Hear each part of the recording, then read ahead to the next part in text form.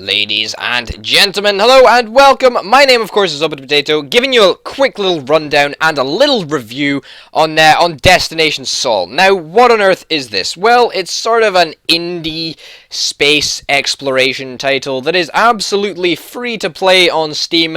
Let me tell you, you get two types of free to play games. You get the really good ones, like Team Fortress, that has got a large amount of replayability and a game that you'd quite happily play. And then you've got Destination Sol, which is sort of a game that you would never play out of choice. Does that sort of sum it up a little bit? Let's have a look at the option menu. There's not a lot. There's really not a lot. You can change the resolution. You can change if it's full screen or windowed, and then you can choose either just keyboard or the keyboard and mouse. And yeah, that's it. That's all there is. Everything. Nothing else. I'm not hiding anything. The tutorial is simple, simple and relatively informative, if that's a thing, but at the same time there's a lot of spelling mistakes as well, so that's a fun fact. Let's go for a new ship. We'll go for a new ship, and this will erase my previous ship. Well, good, I'm glad it will. And let me show you the wonders of the universe. Okay, so this is Sol Zero, and this is sort of like the space station thing, I guess. And you can dock with the space station, and you can move forward by pressing W, and you can aim, and you can shoot as well. Okay, let's see what we can do. So we can do some stuff in when we're talking to this station. We could change our ship. We could buy another ship if we so wished. We could buy some stuff if we really felt compelled to do so. Medium armor, perhaps. That is good. That is good. Let's look at our infantry for now. What have we got in our infantry? Okay, so we've got a blaster equipped at the moment, which is 3-second reload speed and does 4.8 damage. The shield, the small shield, and then we have light armor as well. So we can upgrade stuff if we want to, and if this station has got it, by pressing talk and then going to buy. Or alternatively, we could sell some of the stuff that we don't want. And yeah, I hope to demonstrate sort of what this thing is about. Also, you can hire mercenaries, but you can't hire them at this station. Yeah, so let me show you what this game is about. Let's just go into open space. And my first criticism, or perhaps this is the best part of the game for you, is the fact that it is like real space. And by what I mean by real space is that once you start going, you need to apply thrust in the opposite direction to slow down. Right? That works in most games. Like in Kerbal Space Program, it is fantastic, right? But this game is no Kerbal Space Program. This game is a little indie game, and I don't think it works particularly well, and it is very harsh. So, for example, right, there's an enemy. You can see that little spot over here. There's an enemy. Let's go towards it at a decent pace, and yeah, okay, we hit into it. That's fine. Let's fire. Great. Okay. And let's pick up the loot. Okay. Now let's try approaching him a little bit faster. Okay. And when I'm doing a little, yeah, okay, look, there we go. We have control problems, significant control problems. Now, that sort of worked because I approached them at a relatively slow speed. However, if you're flying through space and you want to actually get anywhere, then you're going to need to be going a little bit faster, okay? So that would be my first criticism, but also, it's not really a criticism because it's actually quite an integral part of the game. Whatever, doesn't matter. Whoa. I did not mean to go there. Items. Let's look at items. So basically, you pick up old shit from the enemy's ships, and that's pretty much how it rolls. Looks like we didn't really pick up anything apart from a pirate plasma gun and plasma cells, both of which are really bad. I mean, that's 2.3 damage and a reload of 3.3 seconds, so that's fine. Something that you might start to see up in the corner is quite interesting, and we'll talk about that in a little minute.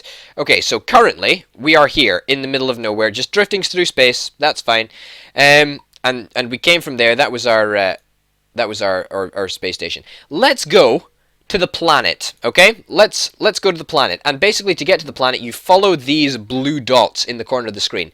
And to be honest, I think that is the most innovative part of the game. I think that is really cool, how you can sort of see how close you are to the planet, judging by.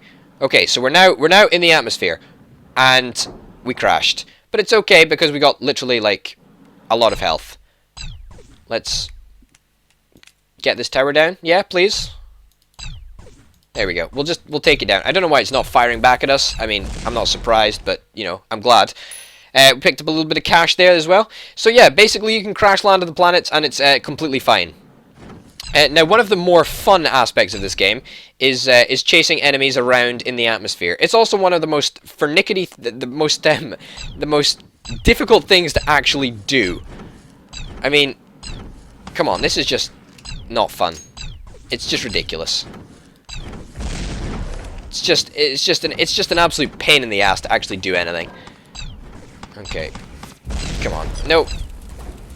It's not like it's that bad a concept. It's just badly executed.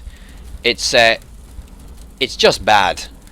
It's just bad. I mean, there's not much that I can say about it other than it's just bad. What on earth? Well, yep, there you go. I crashed into that rock. That would also be my my second major criticism, is there is a lot of bloody asteroids everywhere. Like an absolute ton of asteroids everywhere. Let's respawn.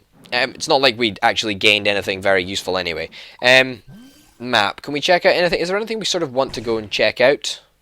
Not really, to be honest. Oh well. Yeah, there's basically tons of asteroids everywhere. So basically, as you can probably see down here, this is an asteroid belt. And in this asteroid belt, I would expect to find asteroids, right? Not literally littered like every 3 centimeters in space. Look, there's one. And here's another one. And there's another one. And there's another one. And, you know, there's some more. And what the heck is that all about? It's just difficult to actually fly anywhere at any decent speed when you're so restricted by bloody asteroids all the time. So that is not fun. That is not fun at all. So yeah, controls. Let's talk about the controls. The mouse and the keyboard is you know, it's fine. It works. It's just the WASD keys, and that's fine. Also, treasure goes banging around in space, and I can never ever manage to get it properly. I mean, like, where the heck is that money gone? It's okay, we crash landed, that's fine. It doesn't do anything to the ship. That's great. So yeah, let's go chase around people in the atmosphere for like half an hour, trying to actually get the balance right. Okay, there we go. Come on. Come on. There we go. Come on. We can do it. We did it. We did it. We absolutely did it. But now we need to spend a bloody age trying to predict where these things are actually going to go. And believe me, predicting where they actually go is darned challenging. But the enemies are actually quite well designed. They offer up quite a challenge, considering at the start you have very, very sort of weak items. Looks like they're not immune to crashing into the hillside either. That's nice. That's reassuring. Oh, sweet. That trade outpost helped me a lot there. That's awesome. Okay, good. Let's use our special ability, because, you know, believe it or not, we've got a special ability. Let's find somebody to kill first before we actually use our special ability. I hope we don't crash again. Okay, so you press the middle mouse button and you have a slow-mo thing, and that works like 50%, I suppose, because it doesn't really slow you down. It just makes crashing less inevitable. And yeah, we're dead again.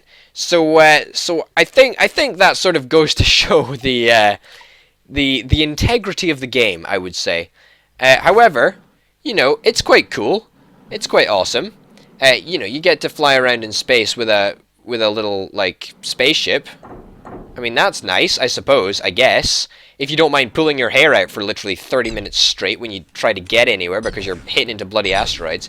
In fact, you know, let's go up into space right now and I will show you what I mean with the asteroids. Okay? I'll show you exactly what I mean. Okay, we're back in space. And we're dead again. That's my fault, actually. No point in criticizing the game for that. That was me. That was all me. Okay, so we're on the map. Okay, so say we want to go to over this way or something.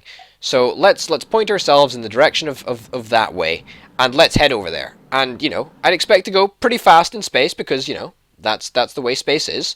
And yeah, we've hit an asteroid. That's great. And we've come close to hitting about 3 others.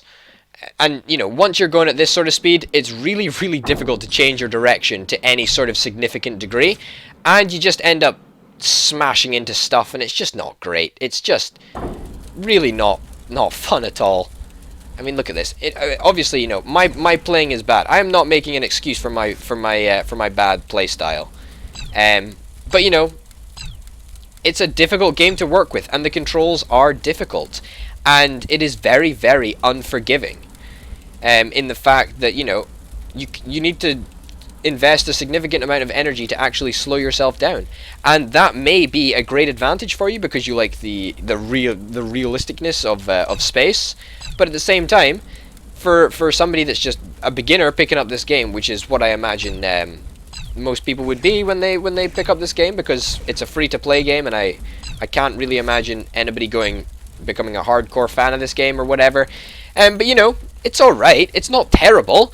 Well, it's not alright. It is terrible, but at the same time, it had so much potential because it is genuinely good, and the art style is nice. I like it. It is just shy of pixel art. Now, I'm not a huge fan of pixel art, but it's sort of pixel art light, and I quite like that. I think it gives it sort of a good aesthetic, and it's something that suits space games well. I mean, you know, it's like FTL style, if you were. I mean, the enemies look really, really sharp. There's a lot of different types of enemies, well, as far as I've seen anyway. There's other types of ships which you can buy as well. That's quite cool. So, you know, the range of the game is not bad. It's just the way that it is executed that sort of lets it down. So that is unfortunate, but, you know, it's a free-to-play game, and you can head over to Steam and pick it up right now if you want for absolutely nothing. So you can check that out. Ladies and gentlemen, my name has been Open Potato. If you've enjoyed the video, then make sure to share it and like it and subscribe, and you'll make me happy, and that is all great. So yeah, go and do that. Thanks for watching, and I'll see you next time!